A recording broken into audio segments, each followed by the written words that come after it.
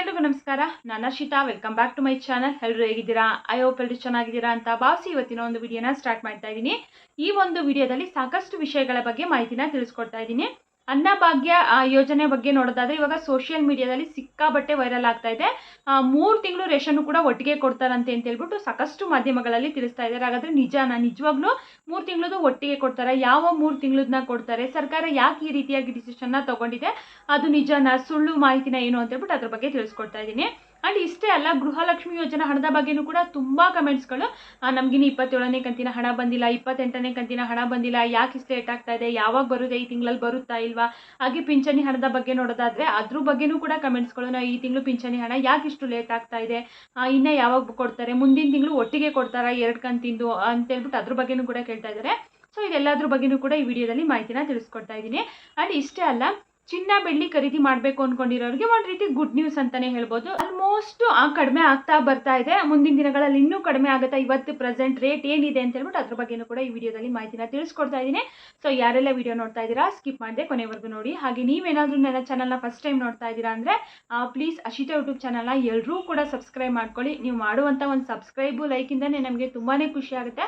ಹಾಗೆ ತುಂಬ ಪ್ರೋತ್ಸಾಹನೂ ಕೂಡ ಸಿಗುತ್ತೆ. ವಿಡಿಯೋ ಮಾಡೋದಕ್ಕೆ ಹೆಚ್ಚೆಚ್ಚು ಖುಷಿ ಆಗುತ್ತೆ. ಸೊ ಹಾಗಾಗಿ ಇಲ್ಲಿ ಸಬ್ಸ್ಕ್ರೈಬ್ ಮಾಡ್ಕೊಳ್ಳೋದಕ್ಕೆ ಯಾವುದೇ ರೀತಿ ದುಡ್ಡು ಕೊಡಾಗಿರಲ್ಲ, ಏನಿರಲ್ಲ. ಸೊ ಫ್ರೀಯಾಗಿ ಸಬ್ಸ್ಕ್ರೈಬ್ ಮಾಡ್ಕೋಬಹುದು. ಹಾಗೆ ನನ್ನ ಚಾನಲಲ್ಲಿ ನಾನು ಎಲ್ಲ ನಿಖರವಾದ ಮಾಹಿತಿನೇ ತಿಳಿಸ್ಕೊಡ್ತಾ ಇರ್ತೀನಿ. ಯಾವುದೇ ರೀತಿ ಫೇಕ್ ಆಗಿರಲಿ ಸುಳ್ಳಾಗಿರಲಿ ಏನೂ ಕೂಡ ತಿಳಿಸಲ್ಲ. ಸೊ ಹಾಗಾಗಿ ಎಲ್ಲರೂ ಕೂಡ ಎಲ್ಲ ಯೂಟ್ಯೂಬರ್ಸ್ ಥರ ನನಗೂ ಕೂಡ ಸಪೋರ್ಟ್ ಮಾಡಿ ಅಂತ ಹೇಳ್ಬಿಟ್ಟು ಎಲ್ಲರ ಹತ್ರನೂ ಕೇಳ್ಕೊತೀನಿ. ಸೊ ಎಲ್ಲರೂ ಸಬ್ಸ್ಕ್ರೈಬ್ ಮಾಡ್ಕೊಳ್ಳಿ. ಹಾಗೆ ಈ ಮಾಹಿತಿ ಇಷ್ಟ ಆದರೆ ವಿಡಿಯೋಗೊಂದು ಪ್ಲೀಸ್ ಲೈಕ್ ಮಾಡಿ.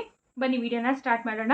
ಫಸ್ಟ್ ಅನ್ನಭಾಗ್ಯ ಯೋಜನೆ ಬಗ್ಗೆ ತಿಳ್ಕೊಂಡ್ಬಿಡೋಣ. ಅನ್ನಭಾಗ್ಯ ಯೋಜನೆಗೆ ಸಂಬಂಧಪಟ್ಟಂತೆ ಇವಾಗಂತೂ ಸೋಷಿಯಲ್ ಮೀಡಿಯಾದಲ್ಲಿ ಸಖತ್ ವೈರಲ್ ಆಗ್ತದೆ. ನಿನ್ನೆ ಇವತ್ತಿಂದ 3 ತಿಂಗಳ ರೇಷನ್ನು ಕೂಡ ಒಂದೇ ಸರಿ ಕೊಡ್ತಾರಂತೆ. ಇವಾಗ ಕೇಂದ್ರ ಸರ್ಕಾರದಿಂದ ಏನು 5 kg ಅಕ್ಕಿನ ಕೊಡ್ತಾರೆ, ಜೊತೆಗೆ ನಮ್ಮ ರಾಜ್ಯದಿಂದ 5 kg ಅಕ್ಕಿನ ಕೊಡ್ತಾರೆ. ಸೊ ಮುಂದಿನ ತಿಂಗಳಿಂದ ಏನೋ ಇಂದಿರಾ ಕಿಟ್ಟನ್ನ ಕೊಡ್ತೀವಿ ಅಂತ ಹೇಳ್ಬಿಟ್ಟು ತಿಳಿಸಿದ್ದಾರೆ.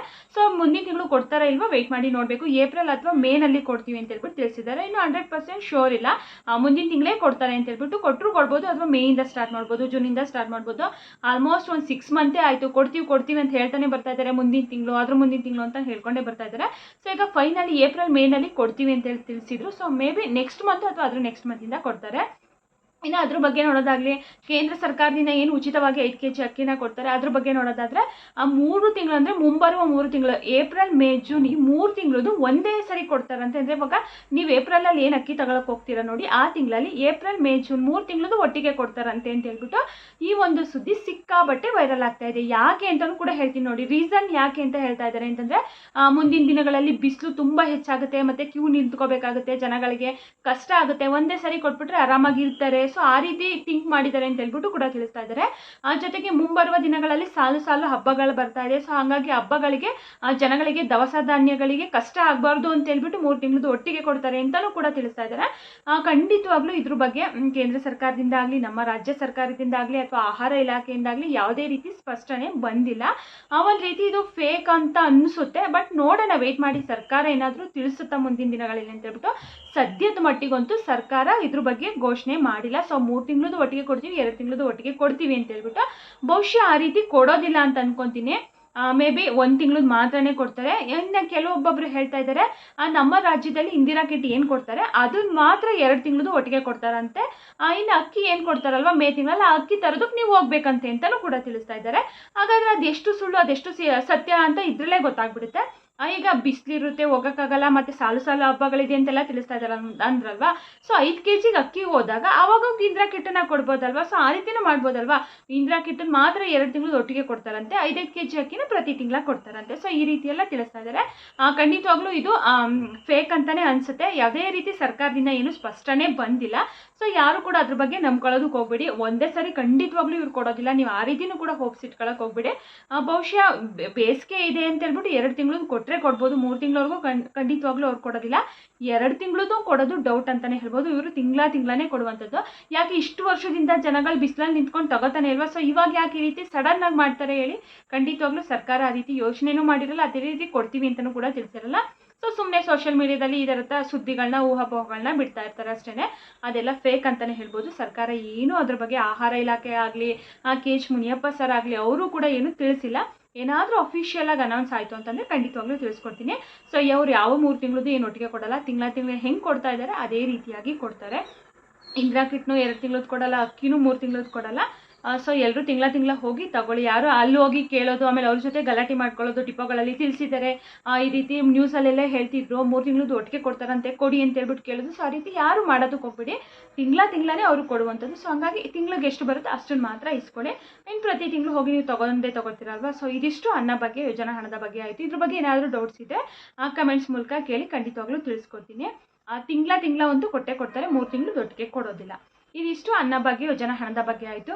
ಇನ್ನು ಗೃಹಲಕ್ಷ್ಮಿ ಯೋಜನಾ ಹಣದ ಬಗ್ಗೆ ನೋಡೋದಾದರೆ ತುಂಬ ಕಮೆಂಟ್ಸ್ಗಳು, ನಮ್ಗೆ ಇನ್ನು 27ನೇ ಕಂತಿನ ಹಣ ಬಂದಿಲ್ಲ, ನಮ್ದು ಆ ಡಿಸ್ಟಿಕ್ಕು ಈ ಡಿಸ್ಟಿಕ್ಕು, ಇನ್ನು 27 ಪಡ್ಕೊಂಡಿರುವಂಥವ್ರು ನಮ್ಗೆ 28ನೇ ಕಂತಿನ ಹಣ ಬಂದಿಲ್ಲ, 28ನೇ ಕಂತಿನ ಹಣ ಯಾವಾಗ ಆಗ್ತಾರೆ ಅಂತಲೂ ಕೂಡ ಕೇಳ್ತಾ ಇದ್ದಾರೆ. 27ನೇ ಕಂತಿನ ಹಣ ಕೂಡ ಇವತ್ತು ಎಕ್ಸ್ಪೆಕ್ಟ್ ಇಟ್ಕೊಂಡಿದ್ವಿ, 3ನೇ ಹಂತದಲ್ಲಿ ಬಿಡುಗಡೆ ಆಗುತ್ತೆ ಇವತ್ತು ಅಂತ ಹೇಳ್ಬಿಟ್ಟು. ಯಾಕಂದರೆ ಕಂಟಿನ್ಯೂಸ್ ಆಗಿ ಕಳೆದ ವಾರ ರಜೆಗಳೇ ಇತ್ತಲ್ವಾ, ಈ ಯುಗಾದಿ ಹಬ್ಬ ಇತ್ತು, ಅದಾದ ಒಂದಿನ ವರ್ಕಿಂಗ್ ಡೇ ಇತ್ತು, ಅದಾದಮೇಲೆ ಮತ್ತೆ ರಂಜಾನ್ ಇತ್ತು, ಮತ್ತೆ ಸಂಡೇ ಬಂತು. ಸೊ ಈ ರೀತಿ ಕಂಟಿನ್ಯೂಸ್ ಆಗಿ ಹಾಲಿಡೇ ಇದ್ದಿದ್ದರಿಂದ ಸೋಮವಾರ, ಮಂಗಳವಾರ, ಬುಧವಾರದೊಳಗಡೆ ಬಿಡುಗಡೆ ಆಗುತ್ತೆ ಅಂದ್ಕೊಂಡಿದ್ವಿ. ಇವತ್ತು ಸೋಮವಾರ, ಇವತ್ತು ಆಗುತ್ತೆ ಅಂತಲೂ ಕೂಡ ವೆಯ್ಟ್ ಮಾಡಿದ್ವಿ. 3ನೇ ಹಂತದಲ್ಲಿ ಏನು ಕೂಡ ಬಿಡುಗಡೆ ಆಗಿಲ್ಲ. ಹಾಗೆ ಸಾಕಷ್ಟು ಜನರಿಗೂ ಏನು ಇವತ್ತು ಕೂಡ 27ನೇ ಕಂತಿನ ಹಣ ಬಂದಿಲ್ಲ. ಮೇ ಬಿ ಈ ವಾರದಷ್ಟರಲ್ಲಿ ಅಥವಾ ಈ ಮಂತ್ ಎಂಡ್ ಅಷ್ಟರಲ್ಲಿ 27ನ ಕ್ಲಿಯರ್ ಮಾಡ್ಬೋದು ಅಂತ ಅನಿಸುತ್ತೆ. ವೆಯ್ಟ್ ಮಾಡಿ ನೋಡೋಣ. ಏನಾದರೂ 3ನೇ ಹಂತದಲ್ಲಿ ಬಿಡುಗಡೆ ಆಯಿತು ಅಂದರೆ ಖಂಡಿತವಾಗ್ಲೂ ತಿಳಿಸ್ಕೊಡ್ತೀನಿ. ಇನ್ನು ಸಾಕಷ್ಟು ಜನರಿಗೆ ಬರಬೇಕು, ಇನ್ನೂ ಒಂದು 30% ಅಷ್ಟು ಜನರಿಗೆ ಬರಬೇಕು.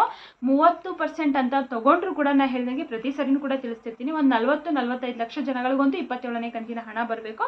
ಸೊ ಎಲ್ಲರೂ ವೆಯ್ಟ್ ಮಾಡಿ. ಮೇ ಬಿ ಇನ್ನೊಂದು 2 ಹಂತದಲ್ಲಿ ಎಲ್ರಿಗೂ ಕೂಡ ಕ್ಲಿಯರ್ ಮಾಡ್ತಾರೆ ಅನಿಸುತ್ತೆ. ಇನ್ನೂ ಕೂಡ ಸಾಕಷ್ಟು ಜನರಿಗೆ ಬರೋದಿದೆ. ಇನ್ನು 28ನೇ ಕಂತಿನ ಹಣದ ಬಗ್ಗೆನೂ ಕೂಡ ತುಂಬ ಕಮೆಂಟ್ಸ್ಗಳು, 28ನೇ ಯಾವಾಗ ರಿಲೀಸ್ ಮಾಡ್ತಾರೆ, ಈ ತಿಂಗಳಲ್ಲಿ ಮಾಡ್ತಾರಾ ಇಲ್ವಾ ಅಂತೇಳ್ಬಿಟ್ಟು.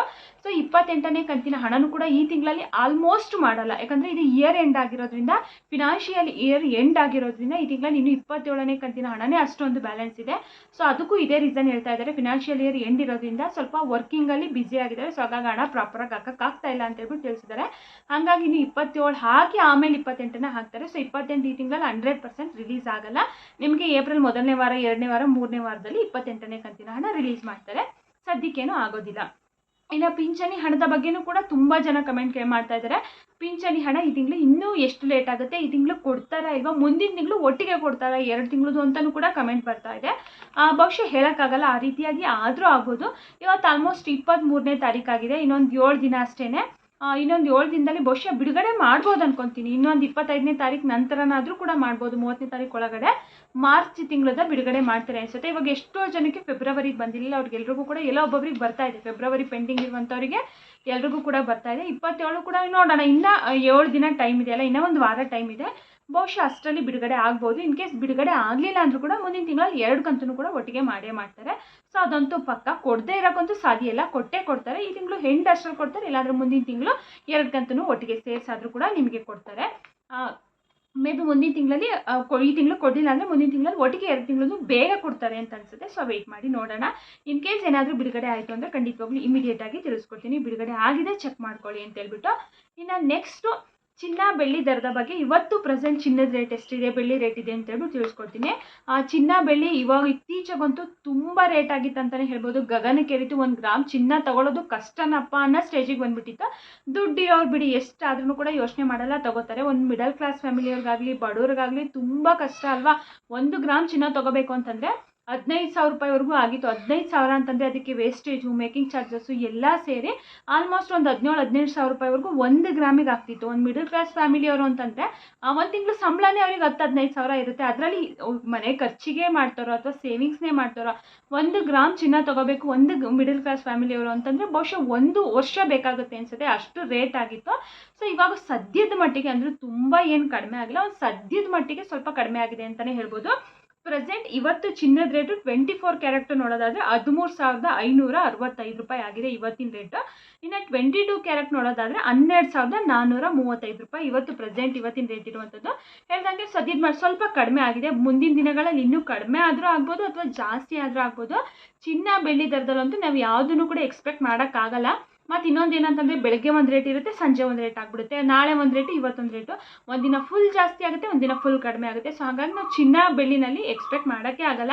ಯಾವ ದಿನ ಕಡಿಮೆ ಆಗುತ್ತೆ, ಯಾವ ದಿನ ರೇಟ್ ಆಗುತ್ತೆ, ಮುಂದಿನ ದಿನಗಳಲ್ಲಿ ಕಡಿಮೆ ಆಗುತ್ತಾ, ರೇಟು ಇನ್ನೂ ಜಾಸ್ತಿ ಆಗುತ್ತಾ ಅಂತ ಹೇಳ್ಬಿಟ್ಟು ಹೇಳೋಕ್ಕಾಗಲ್ಲ.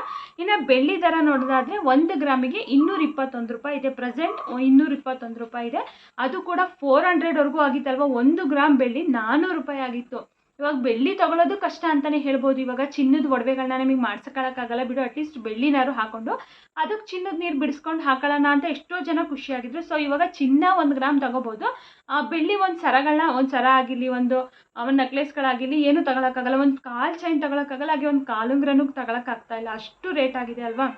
ಬೆಳ್ಳಿನೂ ಕೂಡ ಅವಾಗೆಲ್ಲ ಒಂದು 1000 ರೂಪಾಯಿ ಕೊಟ್ಟರೆ ಒಂದು ಜೊತೆ ಕಾಲುಂಗುರ ಬರ್ತಾಯಿತ್ತು. ಇವಾಗ 3000, 4000, 5000 ಹೇಳ್ತಾರೆ. ಕಾಲು ಚೈನು ಕೂಡ ಅಷ್ಟೇ ಚಿಕ್ಕದಿರುತ್ತೆ, ಅದ್ರ ರೇಟ್ ನೋಡಿದರೆ 5000, 6000, 10000 ಹಿಂಗೆ ಹೇಳ್ತಾರೆ. ಸೊ ಇವಾಗ ಬೆಳ್ಳಿನೂ ತೊಗೊಳಕ್ಕಾಗ್ತಾಯಿಲ್ಲ, ಈ ಕಡೆ ಚಿನ್ನನೂ ತೊಗೊಳಕ್ಕಾಗ್ತಾಯಿಲ್ಲ. ಸೊ ನೋಡೋಣ ಮುಂದಿನ ದಿನದಲ್ಲಿ ಏನು ಕಡಿಮೆ ಮಾಡ್ತಾರೆ ಬಿಡ್ತಾರೆ. ಅಟ್ಲೀಸ್ಟ್ ಚಿನ್ನ ಬೆಳ್ಳಿ ರೇಟ್ ಆದರೂ ಸ್ವಲ್ಪ ಅಟ್ಲೀಸ್ಟ್ ಒಂದು ಮಿಡಲ್ ಕ್ಲಾಸ್ ಫ್ಯಾಮಿಲಿಯವರು 100 ಗ್ರಾಮ್ ಹತ್ರ 50 ಗ್ರಾಮ್ ತಗೊಳ್ಳೋಷ್ಟಾದರೂ ಕೆಪಾಸಿಟಿ ಅಷ್ಟು ಮಾಡಲಿ ಸರ್ಕಾರ ಅಂತ ಹೇಳ್ಬಿಟ್ಟು ಕೇಳ್ಕೊಳ್ಳೋಣ. ಎಲ್ಲರೂ ಇವಾಗ ಅದನ್ನೇ ಹೇಳ್ತಾ ಇರೋದು, ಈ ಚಿನ್ನ ಬೆಳ್ಳಿ ರೇಟ್ ಕಡಿಮೆ ಮಾಡಿದರೆ ಸಾಕು, ಕಡಿಮೆ ಮಾಡಿದ್ರೆ ಸಾಕು. ಇವಾಗ 10 ಗ್ರಾಮ್ ಹತ್ರ ಅಟ್ಲೀಸ್ಟ್ 5 ಗ್ರಾಮ್ ಆದರೂ ತೊಗೋತೀವಿ, ಅಷ್ಟಾದರೂ ಕಡಿಮೆ ಮಾಡಿದ್ರೆ ಸಾಕು ಅಂತ ಹೇಳ್ತಿದ್ದಾರೆ. ಹೌದು, ಮುಂದಿನ ದಿನಗಳಲ್ಲಿ ಸ್ವಲ್ಪನಾದರೂ ಕಡಿಮೆ ಮಾಡಬೇಕು.